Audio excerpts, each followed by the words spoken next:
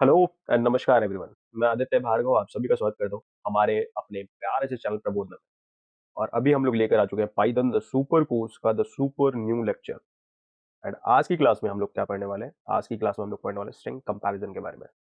हम देखेंगे कि स्ट्रिंग्स में कंपैरिजन पॉसिबल है या नहीं, एंड अगर पॉसिबल है तो किस तरीके से स्ट्रिंग्स को कंपेयर किया जाता है एंड कौन से ऑपरेटर्स काम आते हैं स्ट्रिंग कंपैरिजन में। एंड साथ में ये भी देखेंगे कि स्ट्रिंग कंपैरिजन किस तरीके से किया जाता है। ओके, तो बिना लेट किए हुए let's start the lecture.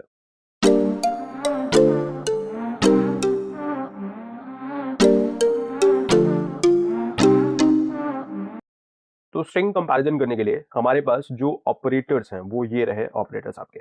Okay, मैं आपको एक बात बता दूं कि ये जो कंपैरिजन ऑपरेटर्स हैं ये स्ट्रिंग कंपैरिजन ऑपरेटर ही नहीं है।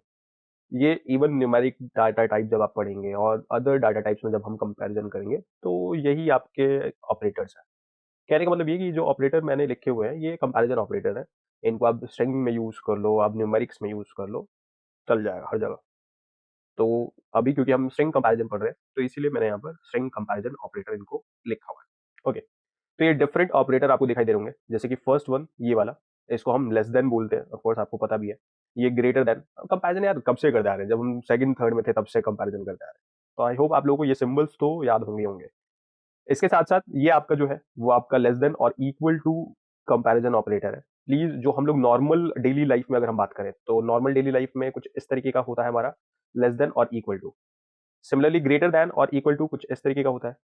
बट यहाँ पाइथन में इसको कंसिडर किया जाता है एज लेस देन और इक्वल टू, एंड इसको कंसिडर किया जाता है एज ग्रेटर देन और इक्वल टू। साथ में नॉर्मल लाइफ में अगर हम बात करें तो इक्वल नॉट इक्वल टू कुछ इस तरीके से डील किया जाता है और इस तरीके से रिप्रेजेंट किया जाता है।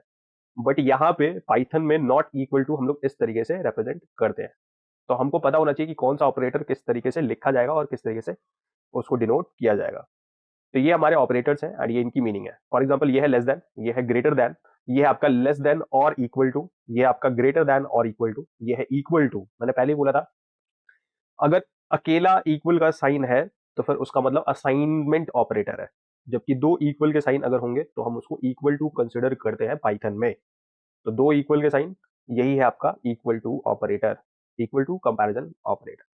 तो इनको यूज कैसे करना है, स्ट्रिंग्स में सर कंपैरिजन कैसे होता है? तो ध्यान रखने वाली बात है कि स्ट्रिंग्स में जो कंपैरिजन होता है वो ऑन बेसिस ऑफ डिक्शनरी होता है। तो ऑफ कोर्स आप लोगों ने डिक्शनरीज देखी होंगी, एंड डिक्शनरी में आपने देखा होगा कि पहले ए वाले शुरू हो जाते हैं, फिर बी, फिर सी, फिर डी, और इस तरीके से अलग अलग words on basis of alphabets और कैरेक्टर्स लिखे रहते हैं।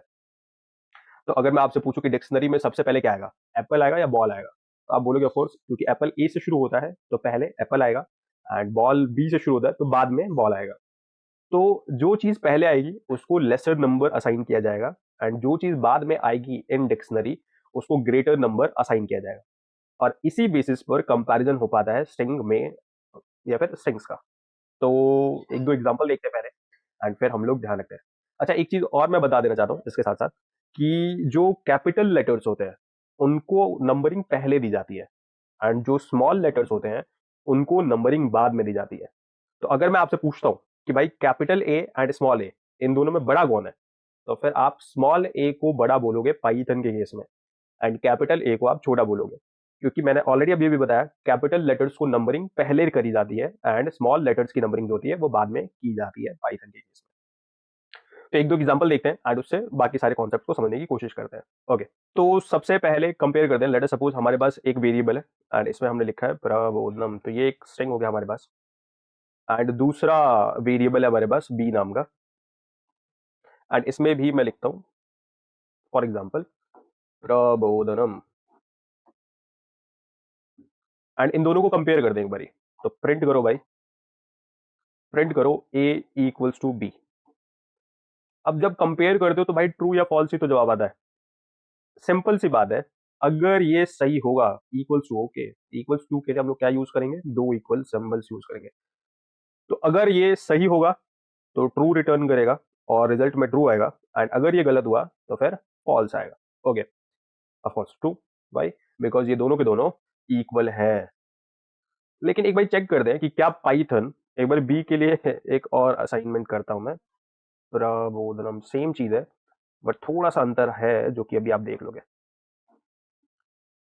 तो लेट अस सपोज हमने एक और स्ट्रिंग क्रिएट करा जो कि है सी, एंड इसमें देखो इसमें भी लिखा हुआ है प्रबोधनम, बट अंतर अंतर कहाँ पर है, तो यहाँ पर कैपिटल पी है एंड यहाँ पर स्मॉल पी है।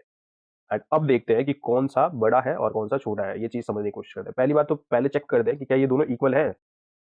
सर बिल्कुल इक्वल होने चाहिए, लेकिन एक डाउट है। डाउट ये है कि भाई पाइथन हमारा जो है वो केस सेंसिटिव है, तो अगर केस सेंसिटिव है तो ये इक्वल तो मानेगा नहीं। इसीलिए अगर मैंने प्रिंट करा तो फॉल्स दे दिया इसमें। तो सर किसको पहले रखा जाएगा एंड किसको बाद में रखा जाएगा, और उसके लिए हम क्या करेंगे, प्रिंट कर दें। लेट सपोज हम ये मान के चलते हैं कि ए को पहले रखा जाएगा एंड सी को बाद में रखा जाएगा।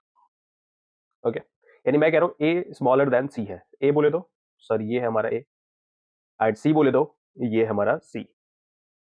क्या ये ट्रू है या फॉल्स है? ऑफ कोर्स ट्रू है सर, क्योंकि कैपिटल लेटर्स को हमेशा स्मॉल नंबरिंग दी जाती है।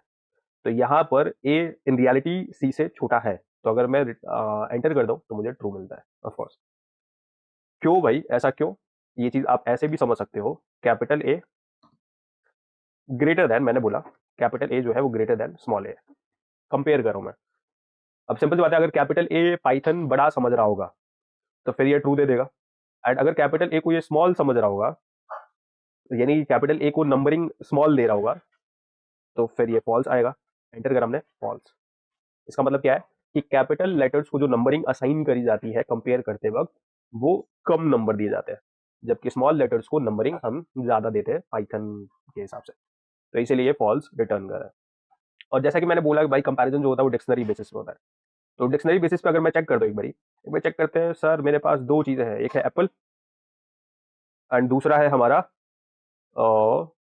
इसी की तरह देखने वाला अप्लाई।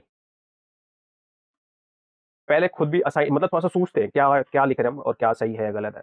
मैं ये कह रहा हूँ कि एप्पल छोटा है अप्लाई से, एप्पल छोटा है अप्लाई से, सही बात है क्या? तो अगर आप देखो ए डबल पी एल दोनों में ही है, A double P L, okay सही है। लेकिन ई पहले आता है वाई से, सही बात है कि नहीं है? ऑफकोर्स सर वाई से पहले आता है, तो ये पूरा का पूरा जो लेटर हो गया या पूरा का पूरा स्ट्रिंग हो गया, ये छोटा हो गया अप्लाई से। तो इसका मतलब ये कि ये जो स्टेटमेंट है ये ट्रू है, तो हमें रिजल्ट में क्या मिलने वाला है, ट्रू मिलने वाला है। तो अभी अभी आपने कंपैरिजन किया, आपने इक्वल टू देखा, कि आपने देखा कि भाई कंपैरिजन किस तरीके से स्ट्रिंग्स कर दे, हम इक्वल टू से कर चुके हैं, लेस देन से कर चुके हैं, और ग्रेटर देन से भी कर चुके हैं। आप चाहो तो और भी इस तरीके से अलग अलग टाइप की चीजों से कंपैरिजन कर सकते हो। तो स्ट्रिंग्स का कंपैरिजन आप आराम से कर सकते हो। एक नॉट इक्वल टू के लिए चेक करते हैं।